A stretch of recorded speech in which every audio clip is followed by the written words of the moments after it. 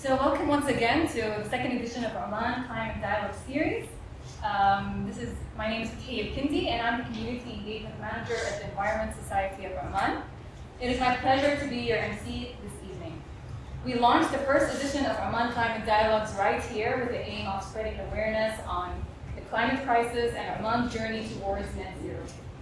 And it is our honor to launch the second edition with the aim of deepening our community's knowledge and skills in the sustainability space. The second edition is also proudly sponsored or supported by NAMA Water Services, and we are truly grateful for the trust and support that we receive from our corporate partners. Tonight, we kick off the first panel discussion titled Mobility and Green Transport, featuring various panelists from a wide range of sectors in Oman, and moderated by ESO's board member, Amira Yarubi. The session is going to focus on the role of green mobility, as well as regulations, challenges, trends, and upcoming opportunities. This is, of course, a very crucial topic that we are going to work hand in hand to achieve a sustainable future. Before I continue, I'd like to welcome Ziad Helou, our Executive Director, to the stage to give a few remarks.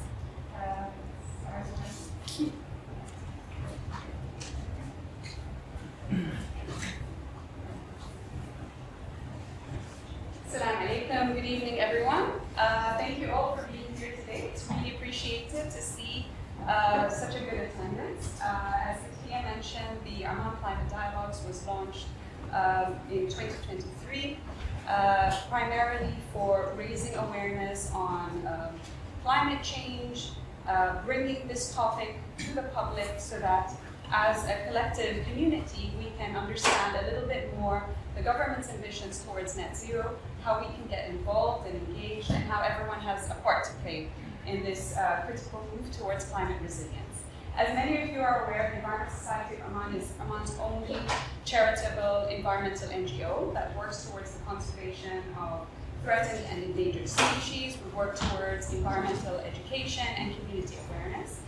So it's very important that we continue to engage with various partners from government, private sector stakeholders, and industry partners, which is why through this panel, as well as the rest of the panels that are part of the Climate Dialogue series, it's an opportunity for us as a community to collectively share knowledge and experience. The second edition of the Climate Dialogue series is being launched today. We would like to thank once again Ziad Helou for being our title sponsor, for sponsoring us once again over the next season. And we welcome NAMA Water Services as a supporting sponsor of the project. Without further ado, we shall begin the panel session for today, which is the mobility and green transport. As an electric vehicle user myself, I'm very interested to hear about how, what kind of initiatives there are to alleviate some of my range anxiety that I have driving around. So thank you all for being here today, and I hope you enjoy the discussion.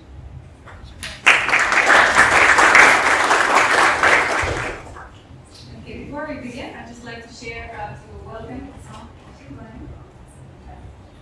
I'd like to welcome Assam Shibani, Ziad's Vice President, to give a few remarks. Assalamu alaikum everyone, and welcome to Ziad. Welcome to Ziad. Ziad is proud actually to sponsor the second version of Oman Climate Dialogues. After the success we had last year with many topics that covered many topics, we added more topics as burning issues or burning topics that we will have to do this year again.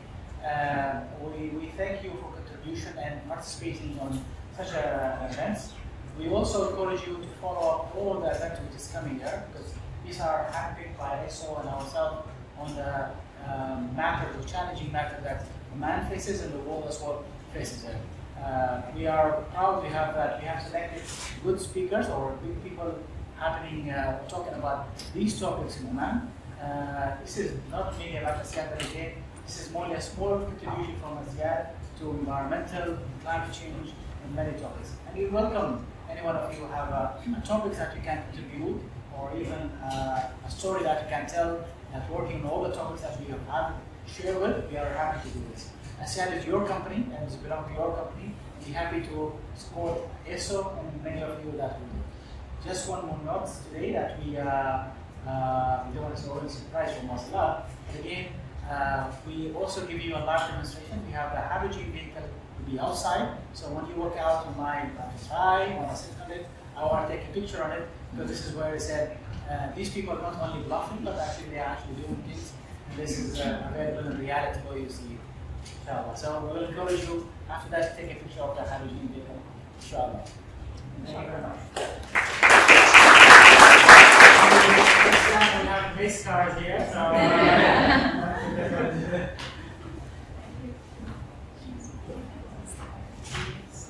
Okay, thank you, Hassan. To start our session for today, we'd like to welcome Haider to share a very exciting local innovation. It's biodiesel from date seed. I think something that we are all very keen to know more about. Very inspirational. Please, no further ado, welcome to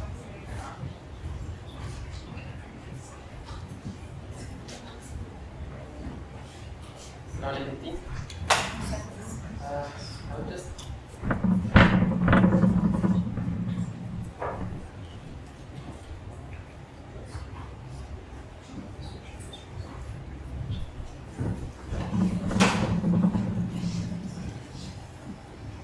we have on my team. I will present this our innovation in Oman University. How we create a new source of energy from just a waste that we daily encounter with it, and we throw it daily. It's when we see it, we maybe underestimate how we can make these things, small things, as a source of energy, and contribute to the Oman vision for net zero. This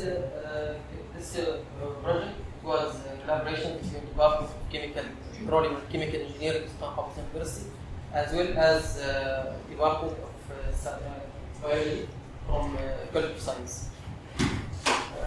Starting.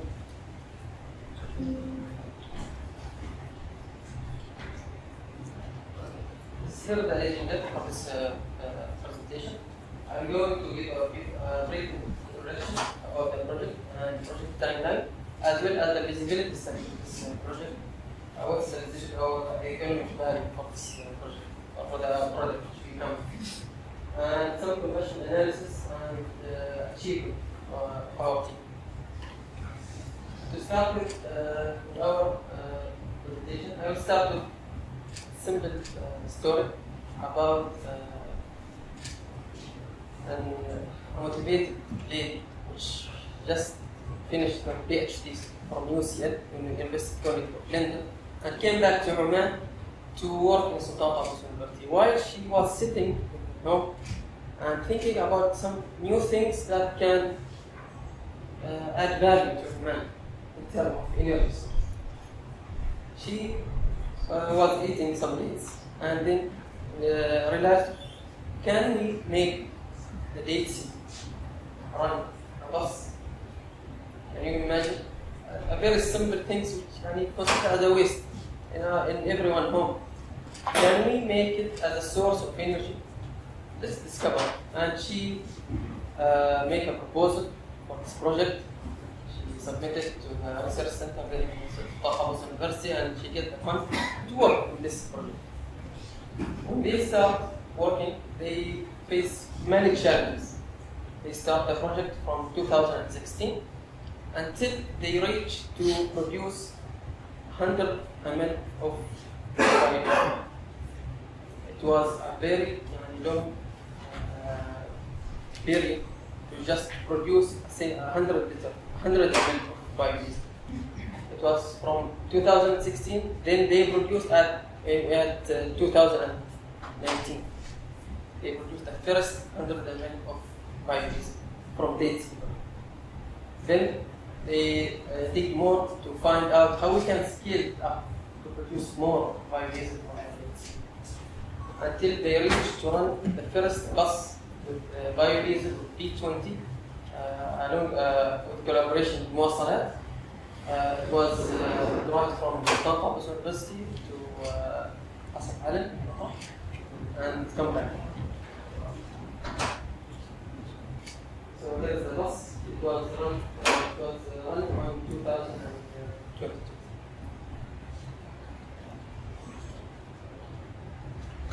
As a brief introduction about the Dead Sea itself.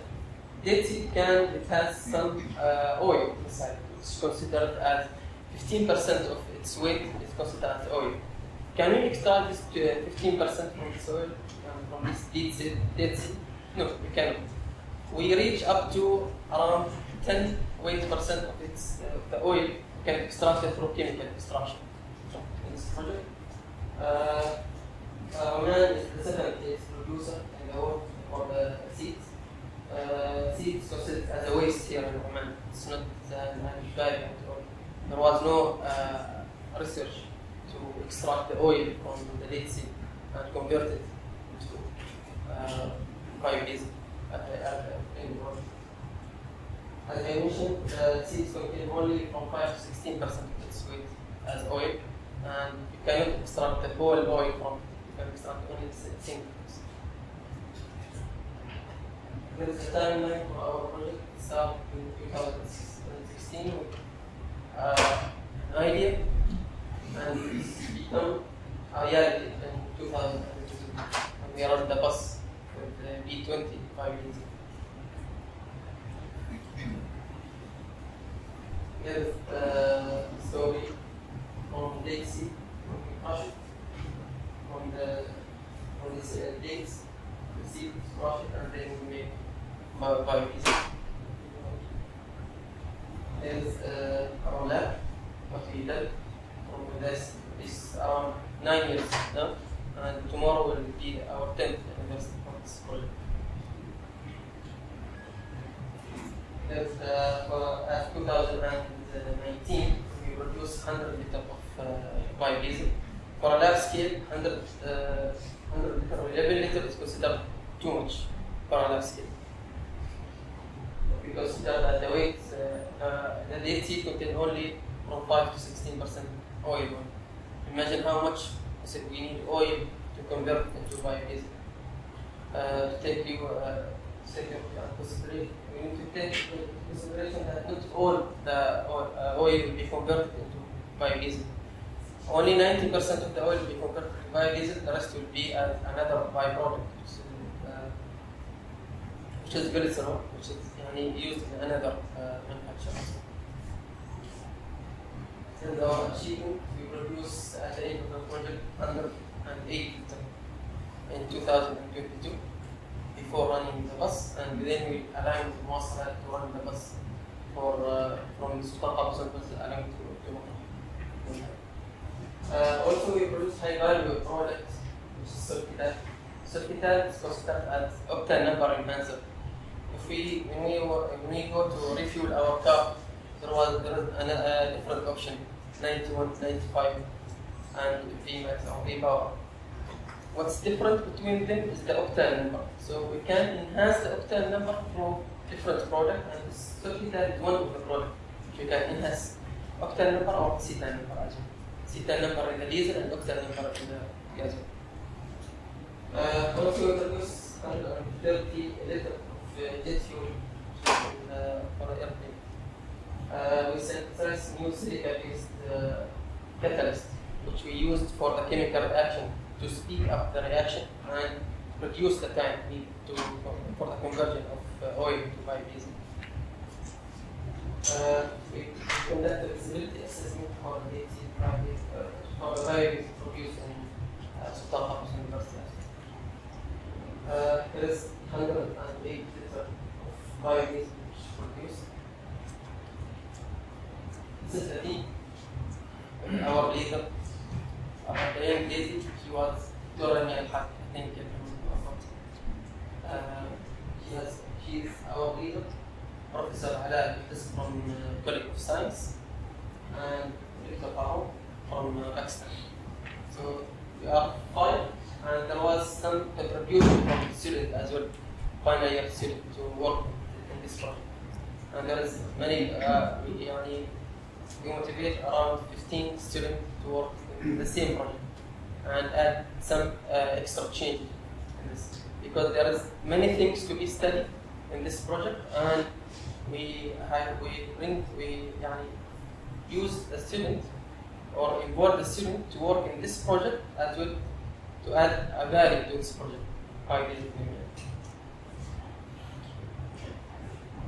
This is the green bus surrounded by Mwasalat, and if we run also a diesel generator or a generator to work on diesel from the agriculture, they use around 30% of their fuel for oil. I reached to the end. We win the sustainability league silver award in the field of future transportation. There is some study about the NOx and its clear progress. The blue one is our biodiesel, and compared to the biodiesel which was from UCL in London, they compare. It shows that our biodiesel shows less NOx emission compared to their biodiesel. Similarly for the CO2 emission.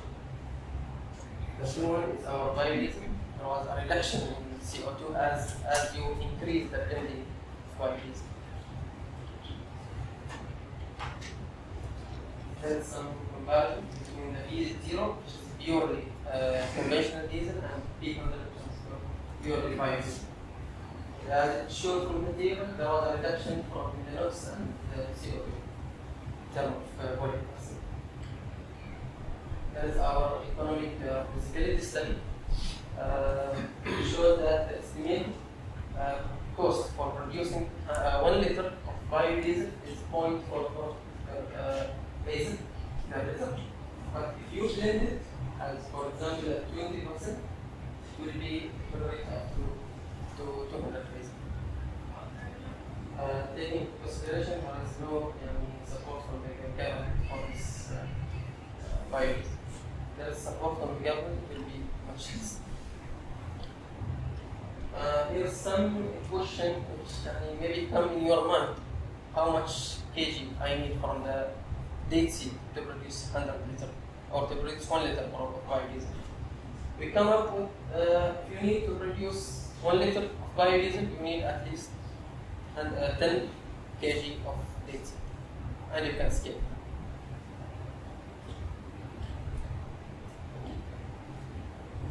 I reached the end of my presentation. Did you still believe that money is not available in street? It is, but in different. I reached the end of my presentation. I thank you everyone. This video, you need to know a lot about our project. You can send a partner and watch it. Thank you very much.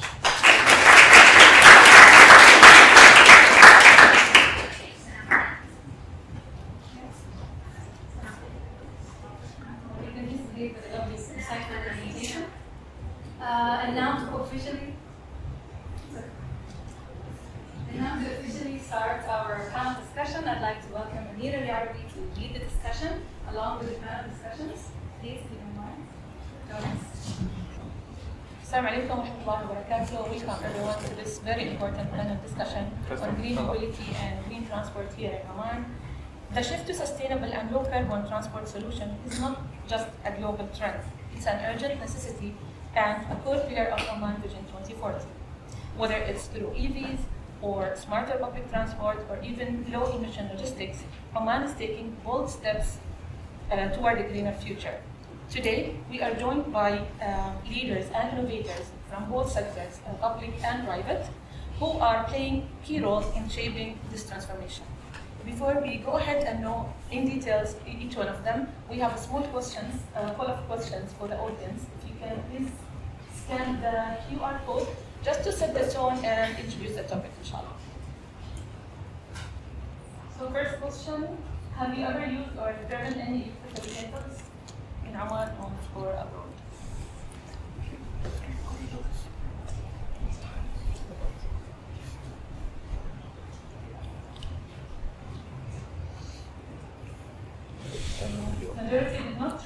but they're so interested to try it.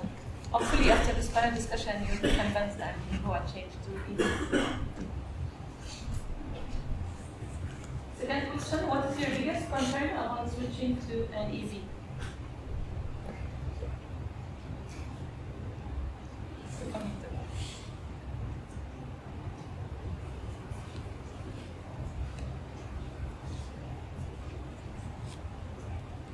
Okay, so majority think it's limited charging infrastructure. Let's see if that's correct after the discussion. And Abdullah should answer this question about the infrastructure. Question number 3, what would make public transport a more appealing option for you?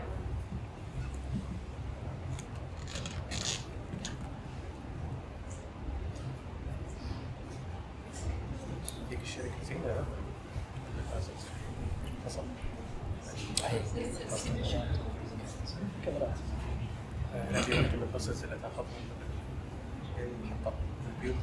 صحيح. رجع. روتس.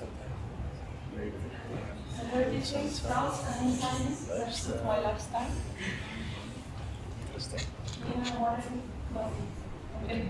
Thank you so much.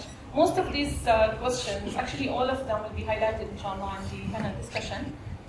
Now, before we go to the questions, I will invite every one of the panelists to just give a brief about himself. Starting with you, Haider. Assalamu alaikum. Can you hear me? Assalamu alaikum. So Haider Zaabi from Mace EV. Mace is the Mani electric car, and alhamdulillah, I will talk more inshallah about it and tell you about the good news inshallah about the electric cars of Oman, and happy to be here as this interesting panel discussion with my colleagues here, and inshallah it will be a very fun, interesting discussion, and I'm glad that the reasons that we chose for the EVs inshallah will answer all of them. Assalamu alaikum. Ali Khaduri. I am the Vice President from Mwasalat. Interesting responses I could see, which is the lifestyle, and it's not even convenient to travel on public transport, but honestly speaking, that's an interesting topic to discuss.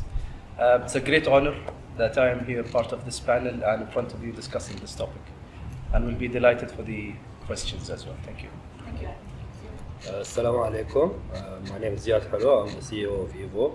Ironically, we do EV infrastructure, but we don't do good. Hadak speaker. So EVO does green mobility infrastructure. We have a large EV infrastructure in Oman. We're not good at marketing because no one knows that we have that infrastructure, but hopefully we'll make everyone aware here today of the development that we've been doing over the few years. Welcome. Thank you. Yeah, my name is Abdullah Busaidi. Assalamu alaikum everyone. And I'm DG of Oman Logistics Center. I'm an expert of net zero, the green mobility, at the Ministry of Transport. I'm really thankful for the invitation.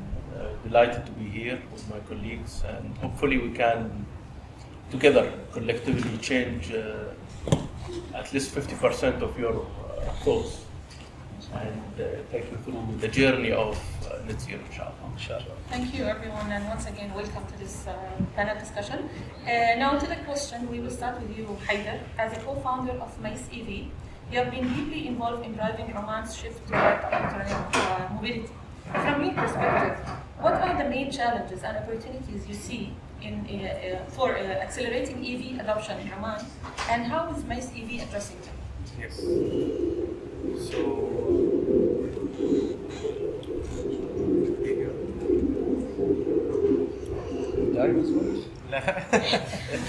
كان عامل سفارين I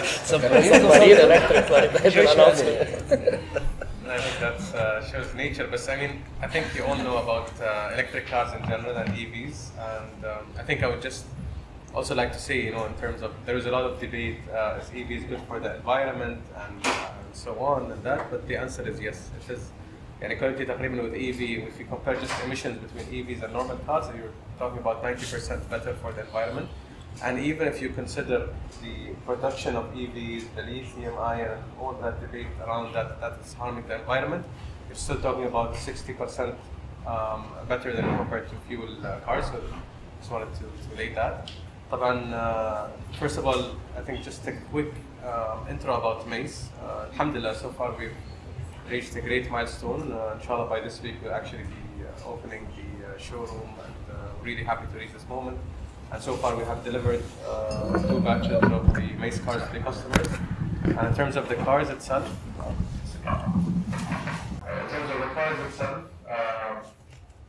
currently we've been able to offer it. I would say I'll talk first about the challenges,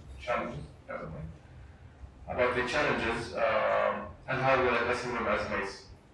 So I think one of the biggest challenges today exists in the EV market, or the reason why people are maybe afraid to buy EVs, is the range anxiety, or basically the low range in general.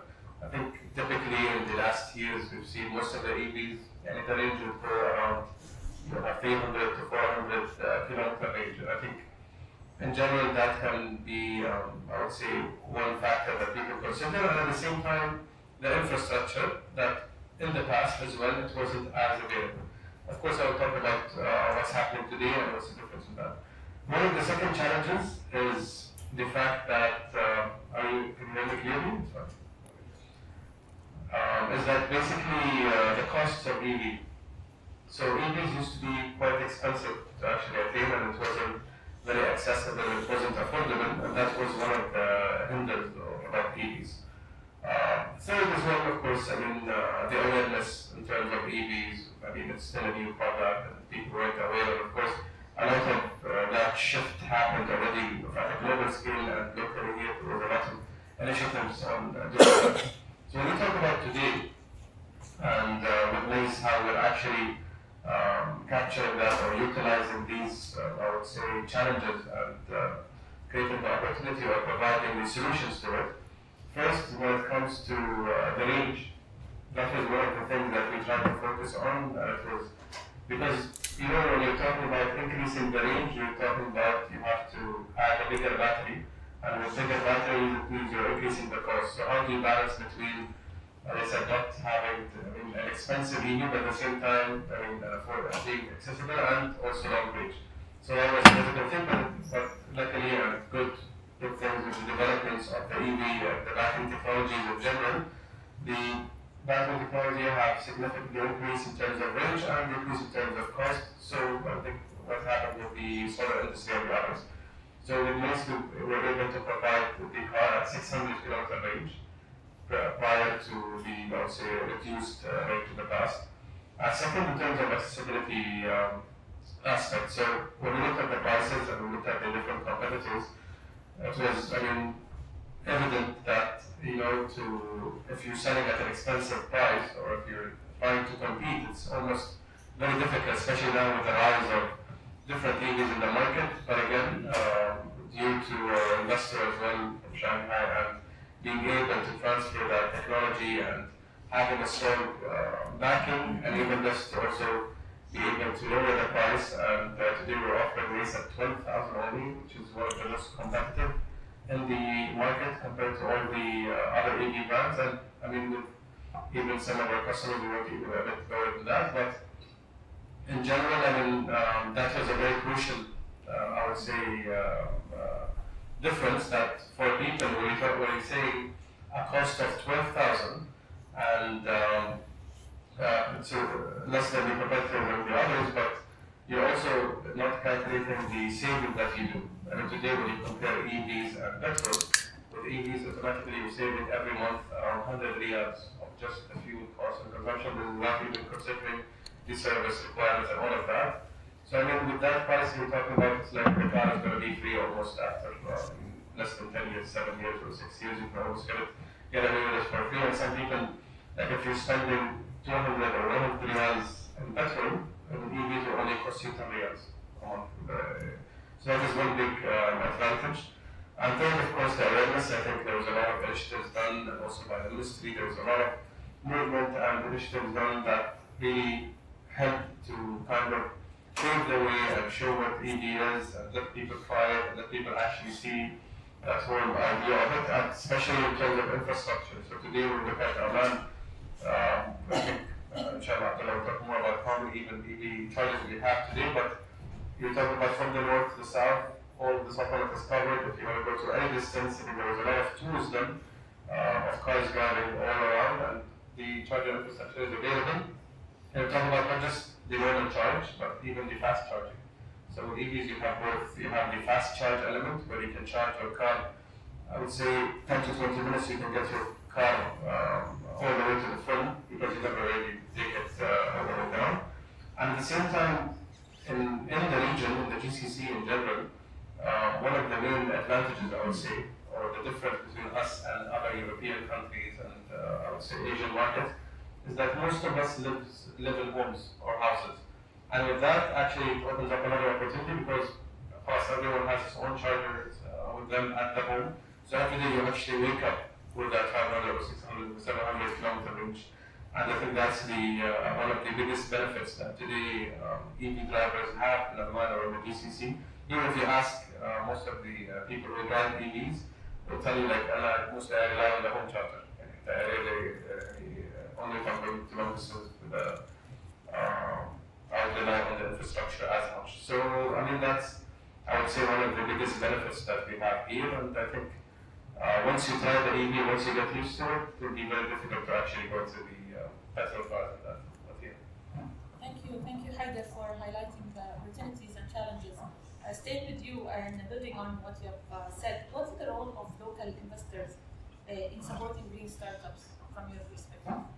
So, I mean, like any other industry, I think this industry is very lucrative, especially when we talk about transforming or supporting green energy or developing technologies within the automotive or EV sector, but then all of that is also fueled with investment and with the right investment mindset and the right investment, I would say, causes. And I think that's one thing I would say that is a bit challenging sometimes, or you either have to be, as a startup, very diligent, you have to really prove yourself, you have to build the case, you have to get the traction. But in general, I think also the rise of more, I would say, green aware investors or investors who would invest more in this sector would also help boost this sector, but also capture the opportunities here, because we're talking about these are, I would say, all new industries and new sectors, and I think it would be great for us as Oman to really try to capture market share in such industries. And I think this is one of the things we really worked hard on as MACE, to try to see how can we not reinvent completely, but come up in the market in a very different way than the other car automotives. So we're moving more towards directions of not just EV, but trying to provide a whole ecosystem. I think you'll see more of that inshallah with Showman. But one of the things that we focus on is scalability. So there's no point of us just trying to focus on one market for 5 or 10 years and then being stuck, and then by the time you go into another market, I mean, there are already like many players who have all the market share. So we try to think, okay, most of our competitors are the same, whether in Amira or other countries, and that makes things a bit easier because we already know the dynamics, we know the competitors where they are, and at the same time, how can you scale smartly and efficiently without, I would say, burning too much cash? And that's one thing that we managed to do and test here in Oman to enable us to actually scale in multiple countries every year. Because if you look at competitors or international brands in general, I mean, all of the each of them or almost are in like 100 countries at least. And we talk about a normal scale, or like a very optimistic way. If you say like, I will target one country every year, you will talk about 100 years to actually be in the level that they are in, and that doesn't make sense. So you actually have to estimate that, and either you burn a lot of cash or you think of a different way or concept, and alhamdulillah, that's what we managed to do. So for us today, to actually open up in another country where we calculated, like, if I open another branch in Sohar, it would cost me the same if I open another branch in other region, or Turkey, or Thailand, or Philippines, or any other markets that, inshallah, we enter this year and next year. At the same time, how are you able to also scale at that speed and provide the maintenance, the support, and all of that? I think that's one of the things that are very interesting, and definitely I think for any investors out there who would love to share this scalable or interesting business model even further. So, yeah. Yeah, thank you, Haider. Wish Miss all the best. Sure. Now, if we will move to the perspective of public transport, we have Ali from Mwasalat. As we all know, Mwasalat is also taking part of in the shift towards the greener mobility. Yeah. Can you elaborate more on the role of Mwasalat that's playing in promoting sustainable urban mobility, and what recent green initiatives that you have been introduced? If I may just start, since we have ended with the electrical part, we do have an electrical bus which was launched in 2023. My personal, honestly, feedback on that bus was different in a way, and the utilization. It's something really, really hard to look into. We have utilized the main stations you have provided in terms of support of electrical availability. It was a good option that we are really considering to look into the coming short future. Talking about not only electrical or the reduction of carbon emissions, the number of passengers, basically in Mwasalat, we have in early 2024, we have reached up to 4.5 million passengers, and we cover roughly 20 million kilometers. So if you could see the comparison in terms of the carbon that we contribute within the nation, it's based on the last analysis we have received 0.041%. So calculating the number of passengers with the number of kilometers, with the emissions we produce, is extremely low. If you compare it with a different comparison, the number of cars which are registered in December, up to December 2024, is 1.7 million vehicles. If you just imagine 1.7 million vehicles in Muscat, the Sultanate of Oman, these are only 75% of the total number registered in Oman. So the culture itself we have to have a step into. And honestly speaking, there is a good step ahead, and we are working on lots of plans. And that would be the main reason why we do not have much of, we can increase the number of passengers basically, but it's the culture itself we are facing basically. So getting to a point, what we have worked on and currently working on, especially with the ministry and great support we are having from them by all means, is the initiative for the students. So we have students from the age of 18 to the age of 30, free pass ticket on all of our public transport, and understanding where exactly they are living. So we will get the most where are they living, we will get the public transport available for them for the services. Initiatives are there, but the drawback is the culture, which maybe I might raise a question: who is a frequent user of the public transport around here? There might be some, but mostly I have seen in the answer it's not reliable in a way of the time and lifestyle. But still, things are going on it, and we are working on it as well. Perfect. Thank you, Ali. But you mentioned that you give the students special rates. What other incentives, I would say, for public to motivate them to go ahead with public transport? Well, first of all, if you look at our buses, it's all new buses, well occupied with technology. Let us say, in terms of technology, it's Wi-Fi availability, all covered with CCTV in terms of safety aspect.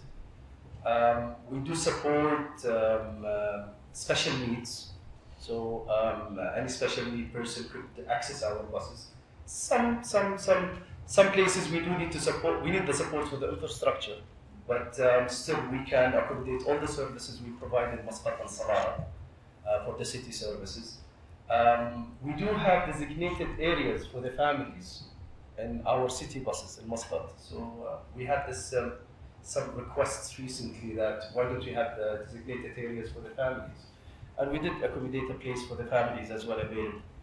We do have as well the app, which is available, Mwasalat app. You could utilize it and know where is the bus and where could I reach to and when.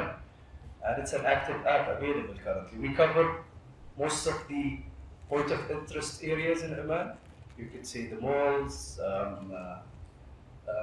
ministries as well. So most of the locations are covered by Mwasalat. Perfect. And any new plans? Yeah, we do have the plans are always ongoing, but what we have currently, as Mr. Assam have stated, the carbon, and we have the hydrogen cars available in contribution with Shell. We have 15 cars, 0 emissions, it emits only water, and we do have plans with it to cover any services required for any entities who are willing to have 0 emissions transport, basically. And Mr. Assam, as he stated, we will be honored if you could have a look at the car itself and utilize it and use it as well. Can they test to drive? Can they try? Yeah, why not? Okay. It's a normal car. So the chance to drive. It's a normal car. It's a normal car by all means. Perfect. Thank you, Ali. Pleasure and honor. Pleasure and honor. Thank you. Now, if we will move to another perspective from EVO, we have the CEO of EVO, Mr. Ziad Helou.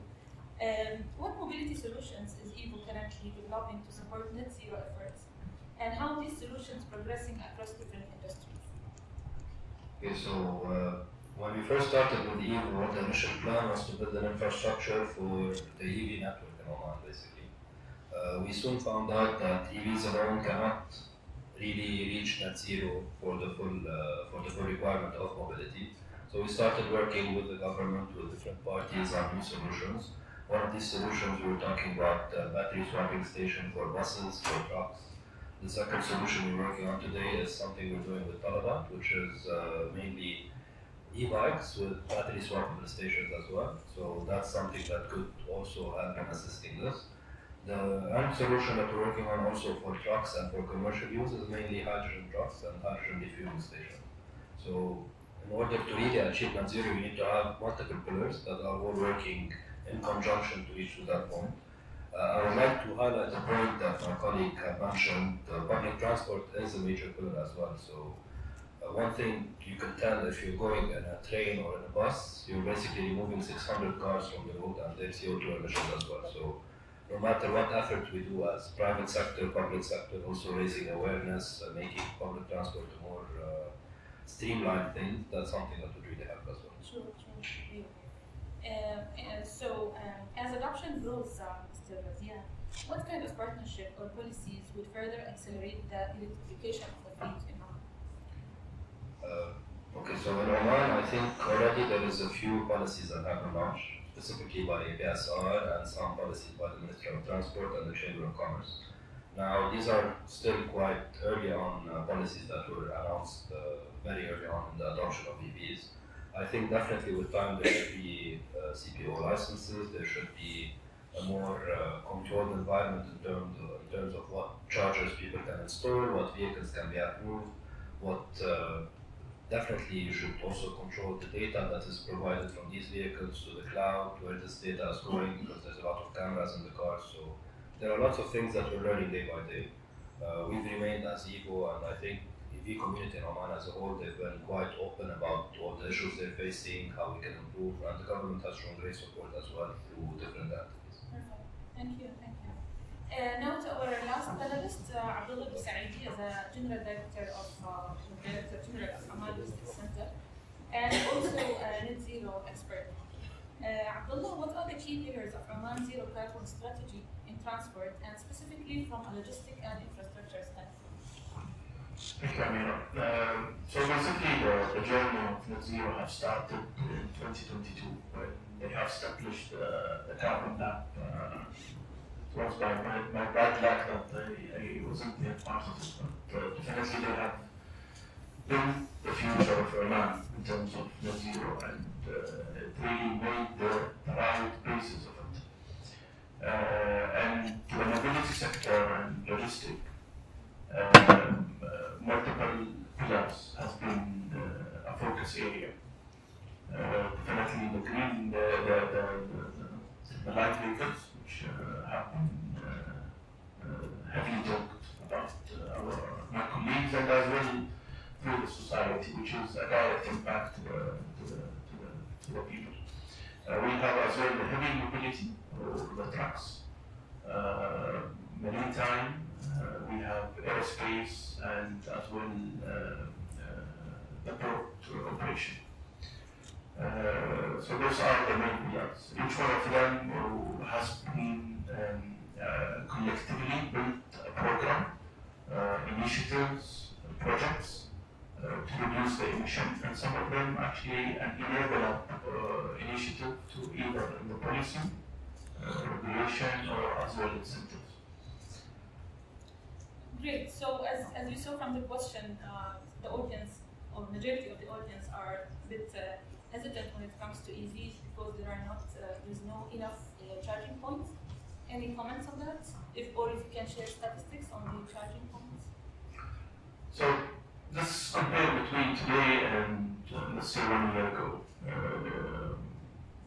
Definitely when we started the journey of EV, I joined the journey in 2023. I think there was only 20 chapters. Today we are talking about more than 170 charging points. The story tells itself. Today it was my green mobility day because I started my first morning meeting today with His Excellency, the Minister, discussing about how the charging point has already covered all the networks here in Oman. So you can travel anywhere here from south, north, east, west. You can find the charging points there. We are lacking a little bit number of charging points in some of the areas, but however, we are covering the most. Yeah, you can travel easily. And we discussed about today in the meeting as well how we can connect our those other charging points with the network of GCC, because we have established that already discussion with the GCC countries last year, and we are continuing that discussion. We spoke about two main elements, how we can have green corridors or electrified corridors between GCC. As well, we spoke about how we can have a unified, informative app. So the user, it can be very friendly to the EV owners, so they can easily travel that. So I think in terms of charging points and infrastructure, we are there. The target by 2027, it is 350 charging points,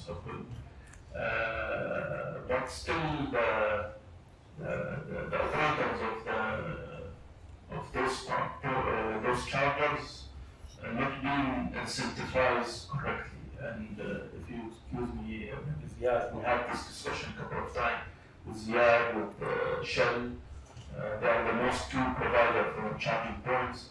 They are not really incentivized in the way to increase. And to be very frank, until now they are providing electricity not for free, actually by loss, because they are paying to the government. And we are trying now with them collectively to bring the tariff in the right way. The tariff doesn't mean harming the users. Actually, it will allow them to increase the network even more. Because in the end, they are in a commercial organization. They need to be incentivized to do more for their business, and to do for more. And this is one of the challenges. But in the end, when we compared about the tariff that the government having introduced it and how much they can charge to the public, I think it's very, very reasonable. If we are talking about today 30 pesos, tomorrow maybe it will be 50, 60 pesos. In the end, you will be saving more than 80% of the fuel cost. So the cost of ownership will be still in the way that adoption of EV will be easy and achievable. Inshallah. Thank you, Abdullah, for highlighting that. My last point is about cross-sector collaboration, which somehow you highlighted that, but do you want to elaborate more?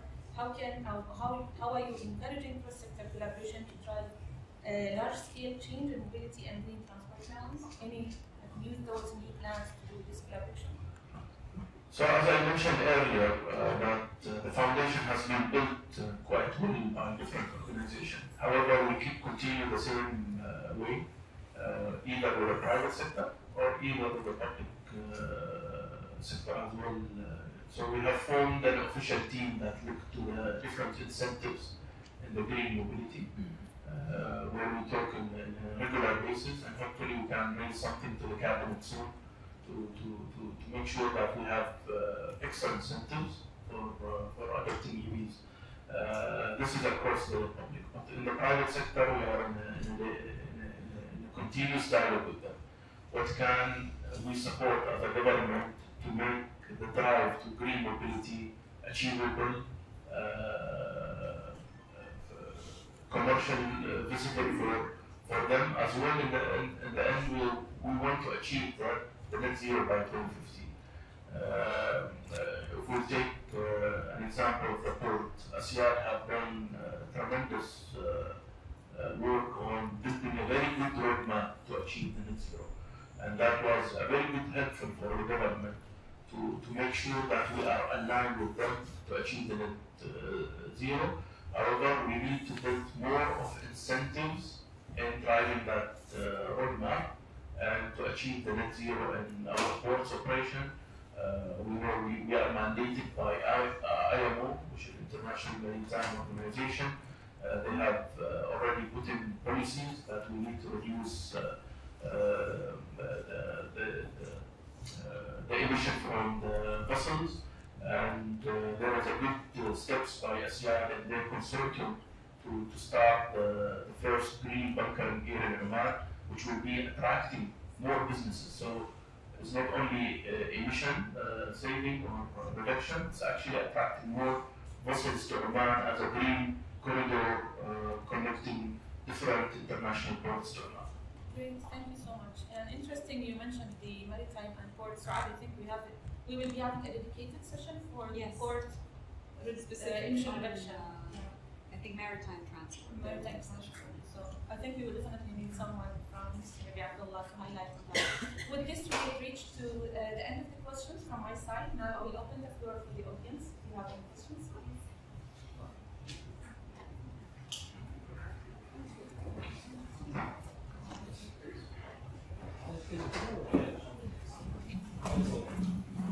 شكرا على البانل الجميل والدسكشن الجميل والمثري. بس عندي two questions حال الشيخ عبد الله وعلى الأخ زياد، صح؟ بالنسبة أنت قلت أي مكان نروح في عمان we can reach anywhere with electrical vehicle. So that's include the trip from Salalah to Muscat. And the question for the charging.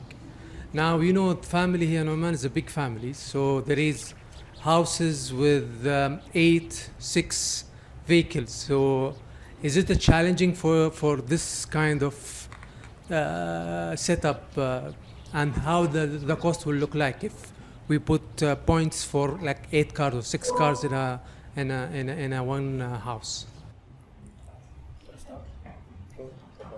So in terms of connection or network from Muscat to Salalah, yes, it is there, and I believe, if I recall, more than 8 charging points are there, maybe a distance between them even 200 kilometers, something like that, 200, 250. And the ministry, in collaboration with our EV community, we have done already a 2 trip from Muscat to Salalah, during Salalah.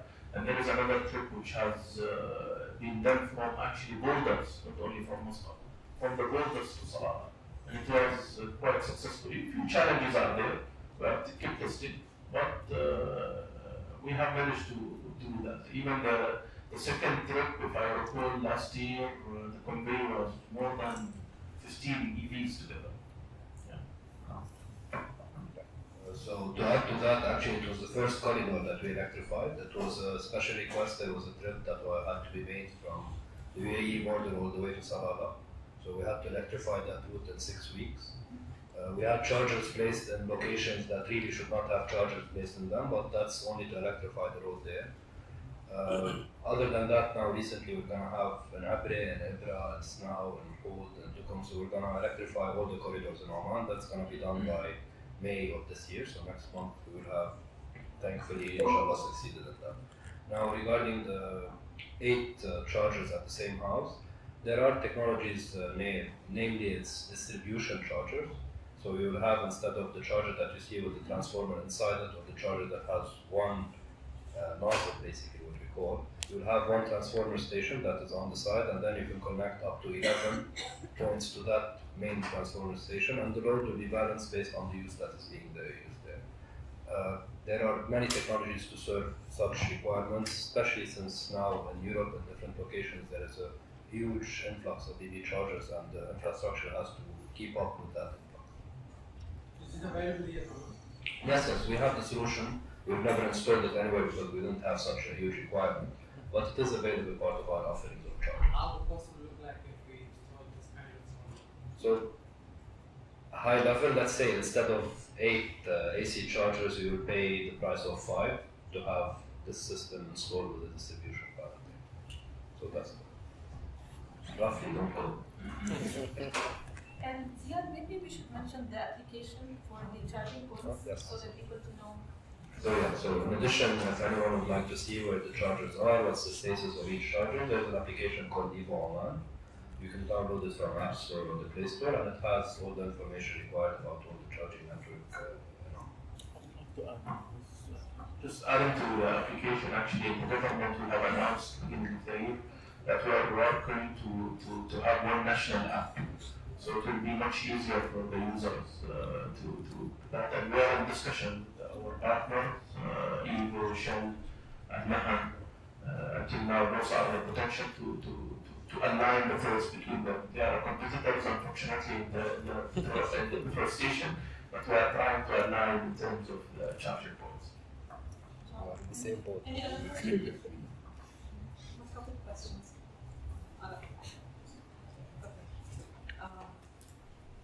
Going to the app question. Is Mace going to have, or all the other EVs going to have that app built into the cars? I think that maybe Haider can answer that. But basically, adding charging points to the cars, it's a program. Yeah, just adding. It's a program that they can argue directly. I know in Tesla the feature is there, but I'm not really sure about the other vehicles.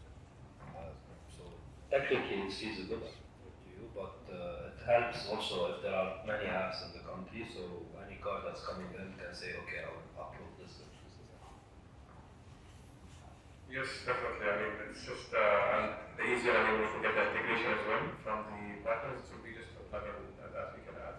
Instead of us manually, because the what they have in their app, they can also show, since it's their charger, they can show if it's active and it's not to hook it and that. For our own charger networks as well, I mean, that would be automatically there. But I think for the user, you can't rely on just one charging network. It's better to have all the networks together, because at the end of the day, you're going from point A to point B. I don't really care, I mean, who's charging it, you just want to charge your car. My other question, Haider, why did you not consider creating a hybrid car? I mean, hybrid is quite cheaper actually to make an EV, and it can, I would say there is some use cases, but then I can't say it's a dying technology, but I mean, there are use cases, but I mean, you have the adoption of EV itself, and you have the accessibility to the EV technology for us was, I would say, more available compared to the hybrid. Even though actually the hybrid concept, it was tested, it's actually easier, and it was an option, but then going within the future outlook, I think it makes sense to just focus on the EV. But yet, I mean, I can't argue much against the hybrid, because hybrid is also, I would say, one decent option against the EV, especially for the range. Sometimes, I mean, like if you're stuck because of a charging officer, or because sometimes what happens with the EV driver himself, he's not organized, or he didn't organize his trip, and he's like, screw this EV, I want like a petrol or like a hybrid or something. But the point is, I think if you manage your route well, I think this is also the point of the app. You know where you're going to go, and you do forget to charge your car, then you won't have issues. Usually, a lot of people who have challenges, the ones who forget to maybe charge or forget to. But I mean, today, even if, let's say, worst case, you forgot to charge and whatever, I think you can go to any DC station and you will get your car charged up pretty fast. I think that's the worst case scenario, I would say.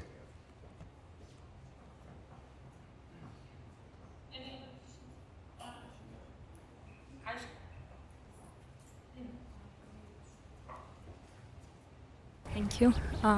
I have a question for Mwasalat. Is it clear? Oh, yeah.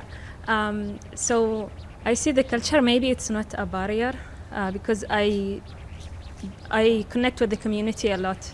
I do a lot of awareness sessions, and I see that many people, especially the youth, are interested to use public transport to reduce their carbon footprint. The challenge, though, is simply the network. For example, if today I want to use the bus, I need first to think about where can I park my car to go to the bus. And then if I want to reach to work, then I need to think about, okay, who will pick me because the bus stop is away from my work. So is there any plan to improve the connection between at least the business centers or the ministries to make it convenient also for the students, you know, the younger generations? I like the idea that you want to create a card from 18 to 30. This is the youth. So is there any way also to enhance the network for the university students? And in this way, definitely you will encourage them to use the public transport. It's also cheaper. It's good for the environment. I'm not against the EVs. I like EVs, but I think public transport has a lot of potential because EVs, we are increasing the number of cars. It's good for the environment, but we are just changing the type of, like, how we move. But public transport, I see a huge potential. Many people can act on that. Many group of people can use it. We are interested. As I'm talking about the community of the people who love the planet and want to move green. At the moment, maybe shifting to EV, it's not convenient for everyone. So public transport is a great option. But we really need to have a good network and connection so we could use it. I really appreciate your question. And you have highlighted and touched lots of, I could say, the most people we are really thinking about and would like to serve. We serve all of the people, but we are still thinking how could a student shift from his house or from one place to another free of charge with an accessible and reliable and safe service. Yes, answering your question, currently we do have the hot zones and location where students are allocated currently. Like, I'll give an example. الكلية التقنية, technical, it's the university currently, university. Currently they are in the surrounding area, like the population of students roughly are around not less than 20,000 students. And we are looking into rerouting our buses to that location. And already done, Route 12, we do serve at that location, but the spread of the word might not reach them yet. And on the logistics day, on the 30th, there would be an announcement. It's about me to be announced, but Abdullah knows about it. Supports the students as well in terms of having the service in a reliable status. Covering with the students, as you know, Sultan Qaboos University, we have currently 87 buses that serves only Sultan Qaboos University internally and externally, taking them to the university. But not via the public transport. It's internal public transport, you could say. We are in line directly with all of the universities in terms of providing our services more. If needed, it depends on the services required. We cover currently, you could say, 90% of the colleges and universities in Muscat.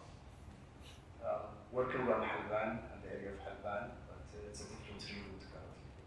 Unless you have faced some particular locations which you feel like we need to look into, we're always happy just to give us the indication of where you serve beyond. What about the others, like the regular people who are, like employees or anyone else who would like to use? It depends on employees where exactly you're talking about in terms of locations. We do serve, but they are okay. If we take it into the point of how Oman, let us say, how the locations basically, we are working on the feeder services program. As I stated, there will be some stuff we need to address it on the 30th of April. So feeder service program is available currently that we are trying to implement, like starting with the Haider, starting with the Amira. But feeder service, how would it support the public transport? It would be via the micro-mobility and micro-buses as well. As you can see, the buses we provide is not the micro-buses, and we do not compete with micro-buses and taxis in the locations where they have operated. Talking about main stations where you could do a park and ride, it's not only depending on Mwasalat. There are various entities we need to work with, and we do currently work with the ministry, basically, Ministry of Transport, that the main ministry we really coordinate with, and with the municipality as well. But it is a demand needed, yes, I could say. If you go to Yarubi station or to Sahara station, someone would like to have a better service in a way or another. I totally agree. But it's a challenge we are all working on. And certainly soon we will reach to a better position, I could say. Yeah. I just wanted to add to what Ali said in terms of network. So basically, Oman have spent quite a long time on defining, I would say, defining clear routes of the network here in Muscat. As you know, Muscat is quite geographical, have challenges surrounded by mountains, quite scattered, very vertical in terms of geographical. But they have finalized, and I think it was 2 years ago where they have announced the Greater Muscat Plan. So they have defined the routes of public transport plus the backbone of the public transport, which is Muscat, Metro Muscat. Hopefully the announcement will be soon about the project and the execution of it. So those projects and the network actually is all being demanded, and it will be served.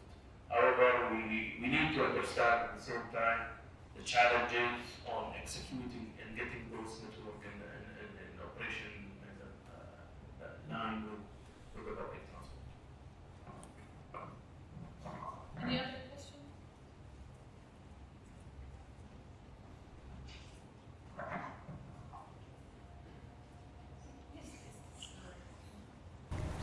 لو ما حدا ثاني بسأل. Can you elaborate on Muscat Metro, please? What type of elaboration? Whatever you can tell us about it. It will be in the start Abu Sur from the near Sultan Haider until Rui for the first phase, and then there will be an expansion to Rui, the near Sultan Haider to Rui station, current station, which is Mwasalat. That will be the route. Definitely, number of stations will be there. Yeah. I think it has been announced. Those information has been announced earlier.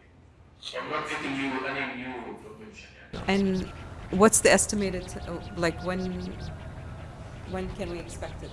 I don't know exactly what will be the timeline of execution, but definitely not less than 5 years.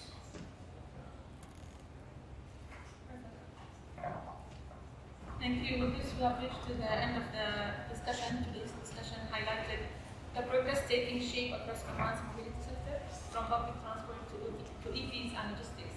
The advancements are promising, but the path ahead will demand continuous innovation, supportive policies, and strong collaboration between all stakeholders.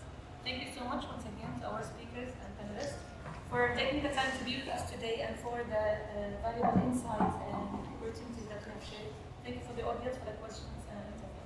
See you next panel discussion.